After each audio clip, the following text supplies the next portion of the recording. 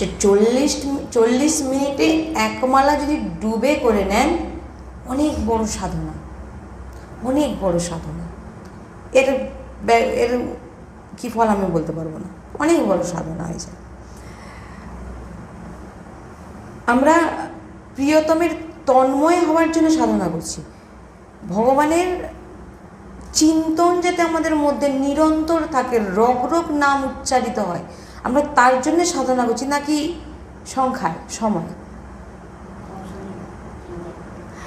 তো এই অনেক মালায় যে আমরা 32, 16, 64, এর ফলটা কি আমাকে বলুন তো, এর ফলটা কি? এর ফলটা কি যে সবাই করছে, এর ফল মানেটা কি, ফলটা কি? যাতে আমাদের নিরন্তর নাম চলে, হ্যাঁ, তাই তো।